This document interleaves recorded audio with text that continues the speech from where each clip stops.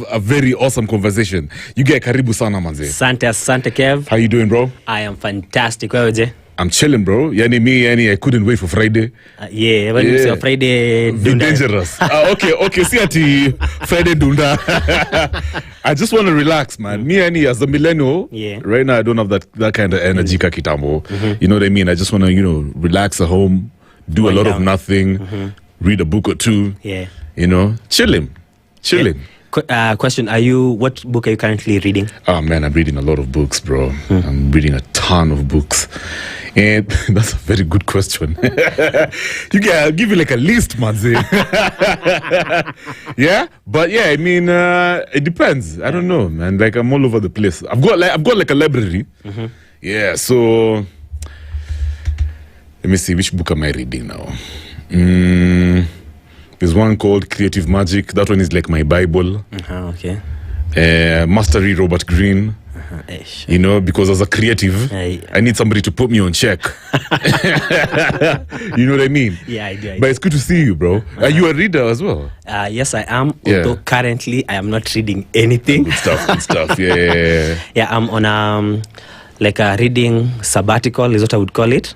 I find myself getting into things with seasons. Oh, nice. So currently I'm in like consuming media, like mostly visual media. And when I say visual media, mostly like movies and series.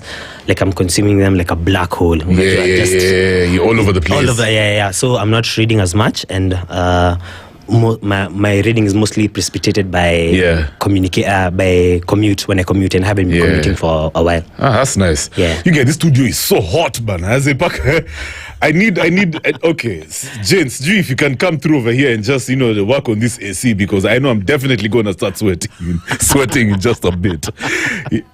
I mean, you can't. Okay, so it depends on you. Jane is the one who's running this show, but it's our too. We'll work on the AC during the break. Now, dude. First of all, it's really good to have you here. I've been watching your pieces. You're very good at, of course, poetry, spoken word. You're also a writer, basically. Like, have you got like a book or something? No, I do not. Do you see yourself writing a book one day? When I was younger, yes. Yeah. But now I don't know what the book would say. Because when I was young, I used to think I would like publish page poetry and have it outside by now. Like I thought like by now I would have like a book out. Yeah. And then I realized people don't read poetry like that. So I don't. For real? Yeah. Kenyans don't really read poetry, eh? What do you mean people don't read poetry? For example, how many poetry books do you have? I've got two. I've got one that has like a collection of really old school poets, Shakespeare, and then another one. Some kid came through over here. He was a really young dude from Mombasa. Yeah. He's a poet. He actually has his own book. But that one I have not read it yet. So of those two books, you've said the one you haven't read it yet. Yeah. The one with the old school poets. Yeah. How often do you just pick it up and read it? Fridays. Oh, so I've been doing that for like a month. Okay. So like every Friday. Clearly, you're the wrong person to ask. Every Friday. Let me tell you, Bana. You'll be surprised. I am sure there are many Kenyans. Okay, maybe not like a massive number, but there are people who are very particular about poetry and spoken word, especially when it comes to written poetry, right? Because you see, it does things to your soul and your spirit. Yeah, when you get to a certain age, some people just want to, I guess, I don't know. I don't even know the words to use. You want to purify your spirit. You want to have a sense of calm. Yeah. You want to be in touch with your emotions. Yeah. You want to be in depth. Yeah, full of love and all those things. Yeah. And poetry is what helps us, maze and wind, bana, bro. True. Yeah. So anyway, I don't think we're many. Yeah, You're right. So that, and like at the time, I really felt like I wanted to be heard. At that time when I thought I'd be published, there was even like a short thing that I had applied for. Like, have you ever heard of Kwani? No. So Kwani with Kwani and then with a question mark. Yeah. They the Kwani Trust. Have you heard of Kwani Trust? No, I haven't. So they used to deal in. I'm going to explain this so badly. No, it's okay, bro. It's Yeah. no pressure, no pressure. Yeah, but they used to deal in like literature, and they used to compile anthologies of Kenyan authors. People used to submit. They used to also have open mic nights. Oh, that's nice. Like monthly. Yeah, and then they stopped. So like the at the time, that was around, I think around 2015. Oh. Yeah, around okay. 2015, 2016. That around that time is when I had hopes of publishing, and I was even looking into avenues, and then nguvu ikanitoka. You know? Yeah. But then let me ask you. Okay, maybe as a conversation starter, you can drop a piece for us, quick one for like about a minute or something, and then we can get into, we can talk about your work. Yeah. Okay. I'm going to do like half a. It's piece, fine. right? Yeah. So this is something really old, but it's one of my favorite pieces. Maybe in a world where the stars are jealous of the shine in our eyes, we had a chance. Here I'm not into hip hop, I'm into trance, and when the beat drops, I let loose and dance like a man possessed. Cause I don't give an F, I sell them. And you are my biggest buyer, like in Pretty Woman. That's how we'd hook up, but we'd call ours Pretty Ugly Man. As you'll be drawn to me like a fly is to a heap of garbage.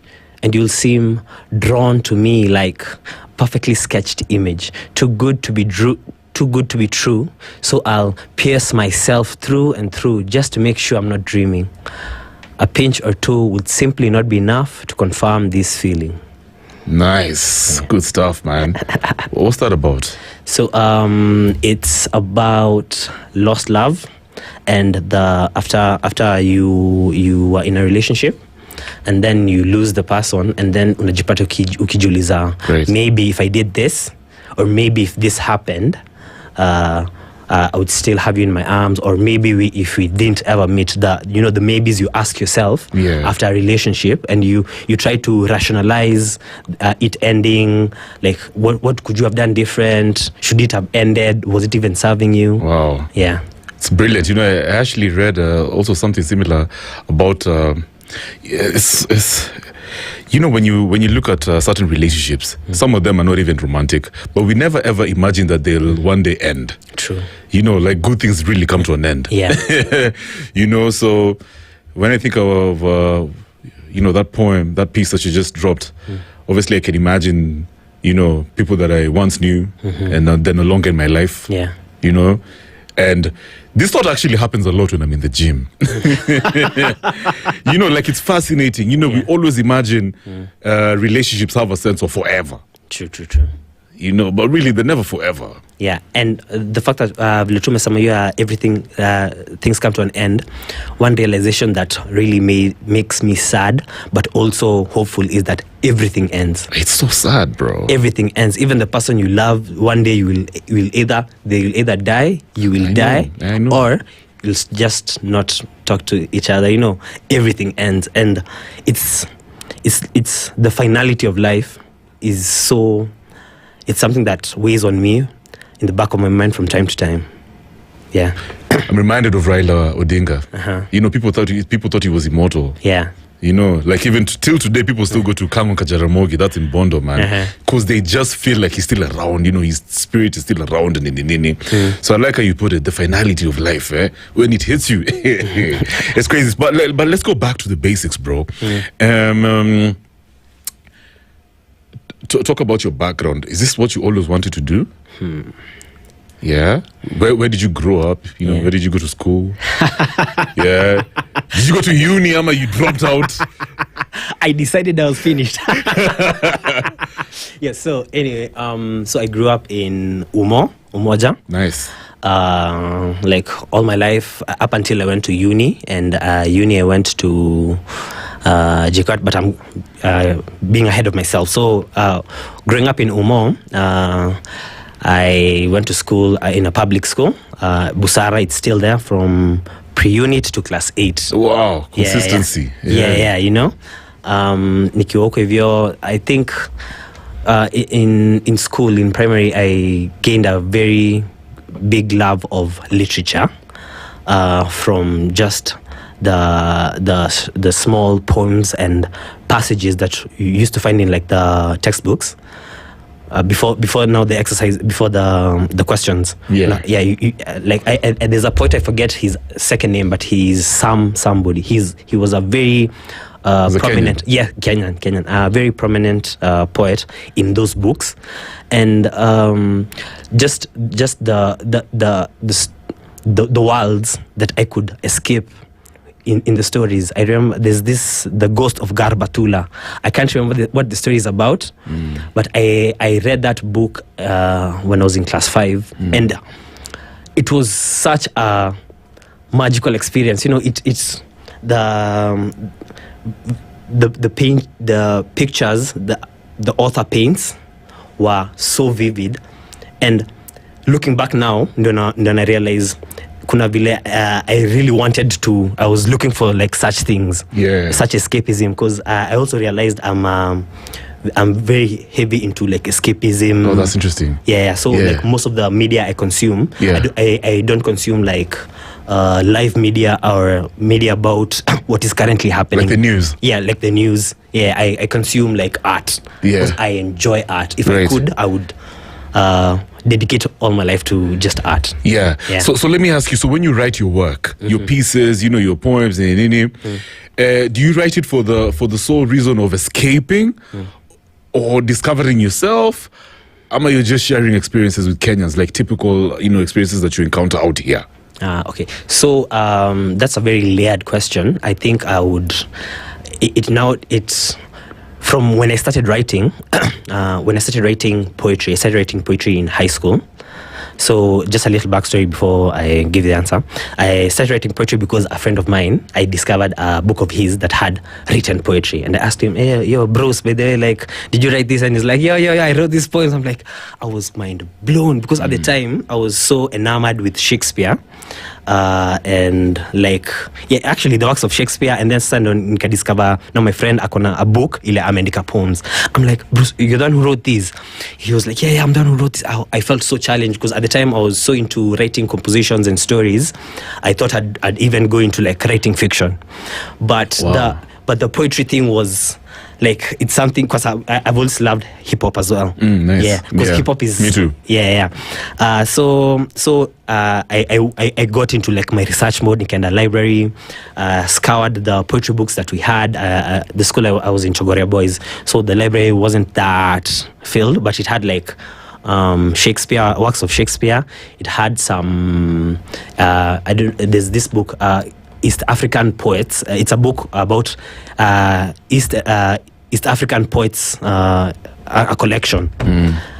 So when I read through, I found out Bruce had not written the poems in the book. He had just Wow. Are you serious? He actually copied. Yeah, he had like copied them. I called him. I was like, "Yo, what do you mean?" And he was like, "Yeah, it's inspire." Or like, and then he showed me like a few he had tried to write, and then from then on, that's when I started writing. So initially, I used to write as a form of release. Like it was even like actually at first it was as a form of art. Like when I started writing, I started trying to see if I can write poetry. Yeah. So once I realized I can write poetry per se, because who really can tell you if you can write poetry, But once I realized I can write poetry, it became I felt like a conduit, because it would. Sometimes it feel like words would come to me and I'm not near like a book, because back then I'm in high school, I don't have a phone, so I'd rush to class because I need to write it down, because if I don't write it down, then it will go. The idea will go. So it came from wanting to study the art, then self-expression, then now later on, I more often than not, like currently, I write to find myself. Because I feel like there's so much I don't know about myself and how I relate to people. And when I write, there are things that come from the subconscious that when I sit back and read, I'm like, oh, okay. Like I get to see some, I get to have some realizations. But most of my writing is very questioning, because I feel like I don't know. I don't, not even I feel, I know that I don't know. So you're curious when you write, huh? Yes. Let me ask you, so far, what have you discovered about yourself the more you write? One thing I've discovered is I feed off people's energy, but also I'm comfortable with being alone. Like, there are periods I have gone, months where the only interaction I've had is with like close friends, and I haven't, because I really enjoy going out to events, because that's part of how I feed my soul. Oh, interesting. I feel art can cure us all, you know.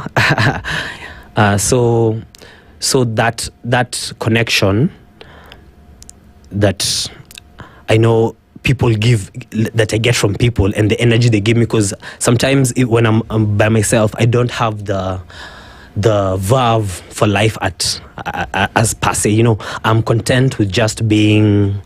Yeah, but when I interact with people, I realize, you know, there's more to this life thing, and I know there's more to this life thing, but you know, it's something I need to constantly remind myself. Myself. Yeah, it's interesting. Yeah, so when you put yourself around people, you know, you, like you said, you get influenced by their energy, you get inspired, or sometimes even maybe if they have like a downer energy, even though you like, oh my god, now, okay, so I understand. So you know,